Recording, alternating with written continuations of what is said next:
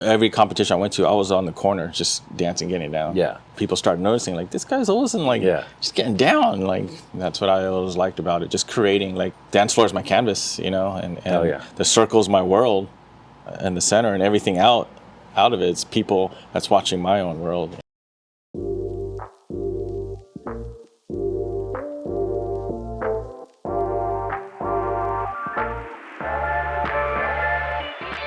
Hey guys, welcome to On The Record. I'm DJ Syko of Soulside Vinyl. I got a special guest today. Please do me a favor, man. Let them know who you are, what you do, and where you're from. My name is Freshfinesse Optic, born and raised in San Diego. If you do know me, as a b-boy, been dancing since '88. I do art, all mediums, graffiti, collaging, photography, musician, play bass, drums, learning DJing in all aspects of DJing, producing. I do a lot about everything else. Yeah, I was about to say, this guy's a jack of all trades over here. Skateboard forever. Hell yeah. So since you led off with dancing, so was there something that kind of inspired you to b-boy, or was there even a person? I guess visually it's always been movies. Anyone in particular that you can remember where you were like, yo, that was the first movie that got me into it or wanted me to start? Flashdance, and I saw, shoot, I forgot his name. Oh, he passed away. No, oh, no, he was a popper in Rock City. Oh, okay, got you.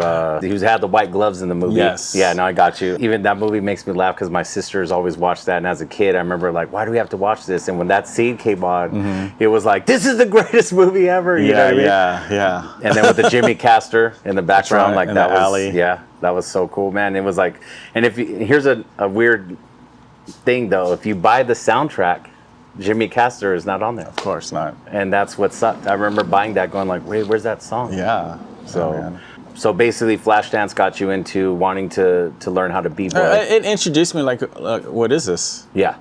It wasn't like, I didn't know it's not like I could go to a studio. It's like, so what is this? Yeah. Because of that, it got me to dig more into what was that? You know, the culture. The culture, yes. Or just a dance, really. You know, really, and then of course other movies like Breakin and Beat Street, and kept digging and just finding like what is this all about? You know. That's so dope, man. And then what got you into even skating and art? I guess on a personal note. Yeah. I mean, we were poor and just going through struggles, and art's free. Skating's free, and just creating. You know, I wasn't a team guy. You know, let's play soccer, let's play this. And I was like, I'm not a team sports. Gotcha. I was always an individual sport. So, you know, even though I did tennis, that's an individual sport, and skating's individual, dancing's very individual. So it really made me look within me in terms of growing as a person. Gotcha. You always say, like, when we talk, I'm not a DJ yet. I consider you a DJ. I've seen your growth, which is dope. Like, you've definitely gotten, like, you know, your levels going higher, you know what I mean? So what got you into that? The love of music. I started breaking, and I didn't like the music. I didn't like electro. I didn't like rap music. I liked the beats, but I didn't like rapping over it. And so I stopped. I was like, this doesn't move me. I stopped in 96, so 88 to 96, and then I still went to like events and stuff, and then it wasn't until I heard Apache and Cavern that just really like pulled the energy out of me, and I just stood up and I was like, what is this? Yeah. What is this? Like, this is the music you should be dancing to, you know, like at least as far as breaking goes. And then I stopped dancing and just focused on music, studied music, all the terminology, what's a break, what's an intro, what's a bridge. Started looking into different genres, disco breaks, rock breaks, jazz breaks, funk breaks, and being able to articulate through those feelings and sounds. When I hang out with you, you put me up on a lot of stuff. And it's really dope. Like, it could be from new wave to even breaks, you know? So that's where I give you more credit than what you give yourself sometimes, like when we talk about DJing. But do you remember your first like b-boy event that you ever been to? I came from an era where it's about discos, Okay. clubs, not like events. Got you, okay. So I went to like, of course, distilleries, Ice House, Grapevines. Later in the 90s, you know, Green Circle, and then East Street Alley. And After Dark, I think we mentioned too, the other, like... After Dark, yeah. That's my environment, like really feeling the music in that club in the dark, and it's just grimy and like energy's good. Back to your question, to the point, my first breaking event in Balboa Park and in Linda Vista. I don't know if they're the same year or not. So Linda Vista, it was like, I think 3 style through an event.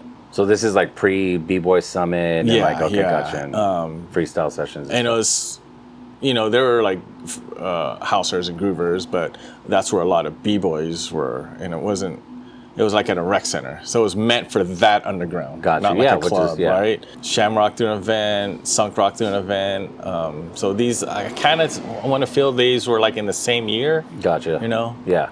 That's dope though. Yeah, Linda Vista had Padre Gold. And I think that was freestyles as well. And, what year is this around, just to kind of give everyone an idea? 94? 95, yeah. Yeah. It was usually just like, oh, let's just break in my garage and let's just break to whatever, you know. And then they're like, there's an actual event? Like, let's go check this out, you know? Hell yeah, dude. With your B-boying, like, you have a specific style, correct? My style? Yeah. Right? My like style. So Freshfinesse style. So once I studied music, I just cleared the slate and forget everything I did pre. Like I could still do the moves. There was no reason why to do it. So once I heard like a slide snare and I'm like, oh, I could do a slide. Yeah. If I hear a drum roll, I'm like, what pattern would that look like? So now I'm starting putting together patterns of footwork that's according to the sound that I'm hearing. Okay. Yeah, that's actually super dope, to be honest with you. Like so what was the question? There was a point to this. No, it's just like your style, like what even... Oh, okay. Like... So the music really drives me. So when I started it, I forgot everything and started taking breaking like Tai Chi. I did everything slow. I wanted to learn the form. I want to learn my body. How does it move? And people are like, "Yeah, you dance too slow." I'm like, you know, I don't care. I'm being in the moment and having fun and enjoying the process. And then once I started building vocabulary, you know, just like language, you talk slow if you're learning different language. You can talk fast once you build senses. So once I started moving fast, my form was just, it came natural. And then I started studying more vocabulary and different faster breaks. Okay. And so at this point that you're learning this style or you're getting more familiar with it, like how you want to do it, were you a solo dancer or were you with the crew yet? I guess going back to crews, I was with Play School Society. That kind of filtered out from 96 to maybe 2000, 2001. I was just solo.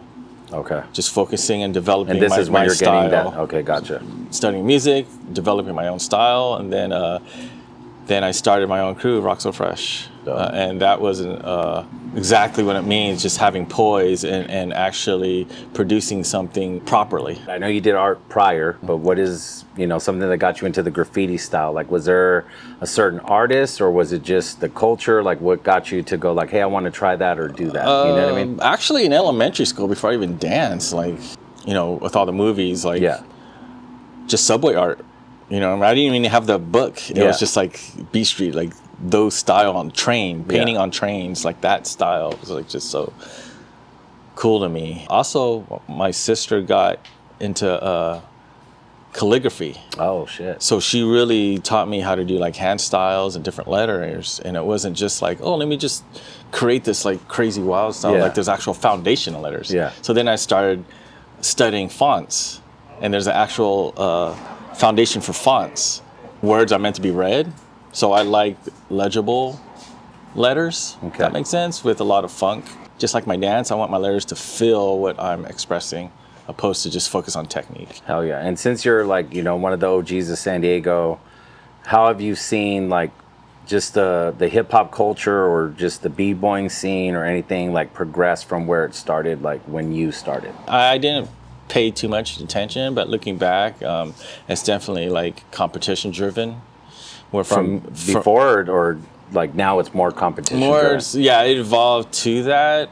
I was always about how did the music made me feel and how, if it's a happy break, I'll dance happy. If it's hard break, I'll dance hard and I'll change my style.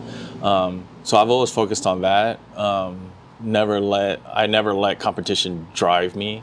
I've lost a lot of competitions, but I won most of my cyphers battles. Okay, yeah. It was more for fun and to do it earlier, and then now it's just more of like, oh, it's I'm gonna go out and try and win the grand prize. Correct. I was always on every competition I went to. I was on the corner just dancing, getting down. Yeah. I didn't really involve that, but people started noticing like this guy's always in just getting down. Like that's what I always liked about it. Just creating like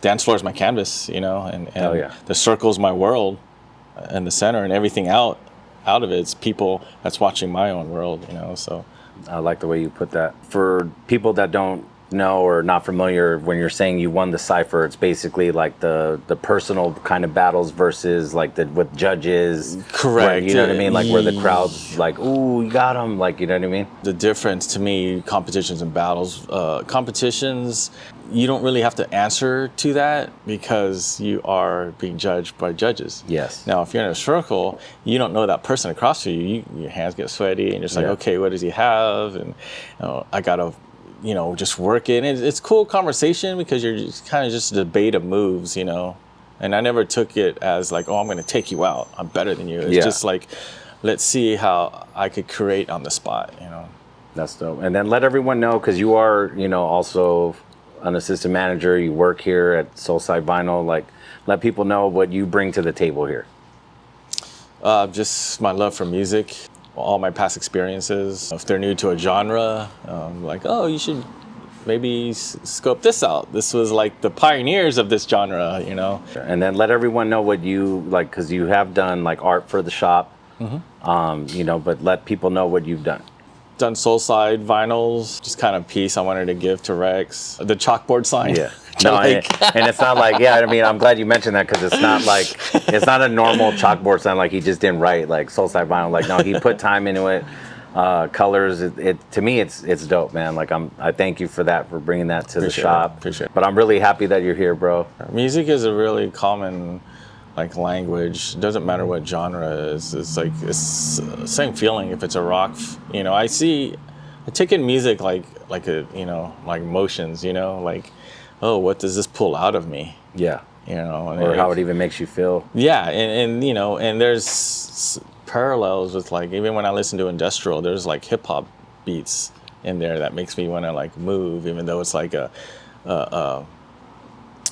static sound, even new wave is happy, but sometimes there's a drum break and I just want to just hop around and of course rap is always just not always, but it has that street element, right? So it's just kind of rough and raw. I mean, unless you're listening to Brotherhood Creed.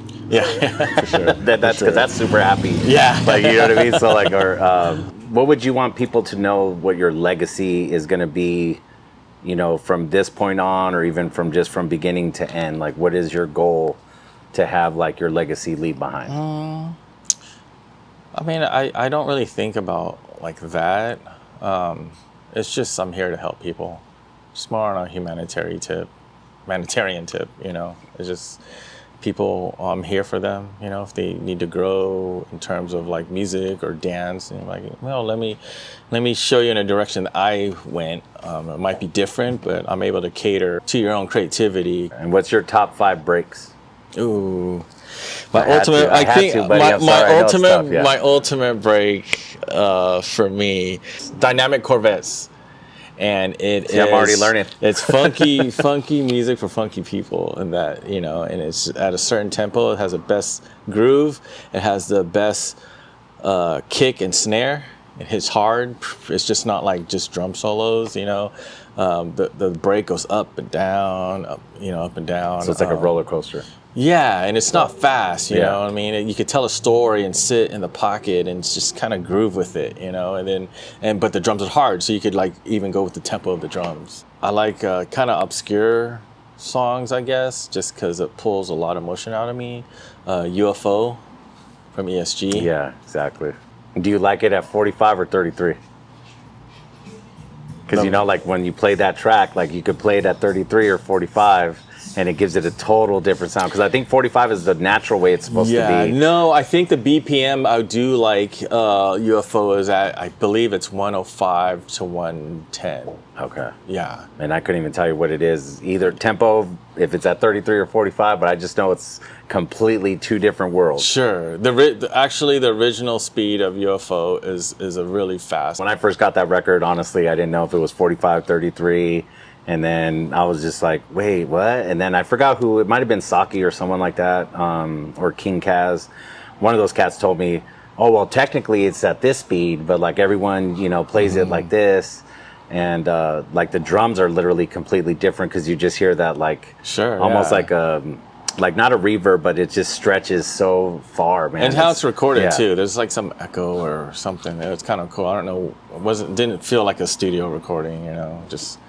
I don't know. I mean, that's the beat of hip hop. It's really like what you make of it, right? Yes. It's never the tool. It's never the content. It's really the emotions you put into it. And that's the beauty of it. You know, even with names, you know, you're given a government name, but you know, you could create your own character, your own personality, and just DJ Syko. Yeah. Optic. Like this is the cartoon character of me, right? Yeah. This is our stage names.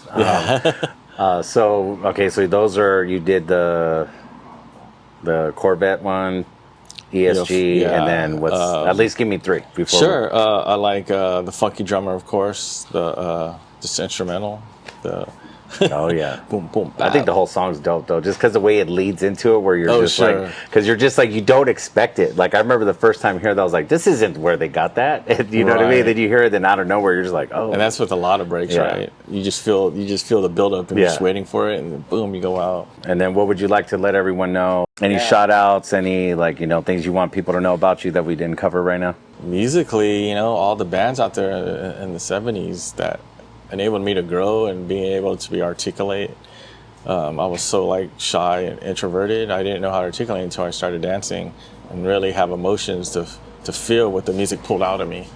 You know, so like Clyde, the drummer. Clyde Stubblefield. Yeah, anything from the JBs, art and dancing, Saki, Main One, my crews, Rock So Fresh, my old crews, Place Go Society.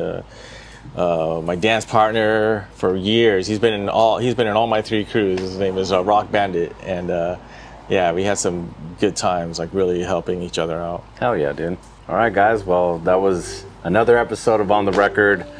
Optic, Syko, Soulside Vinyl, and we're out.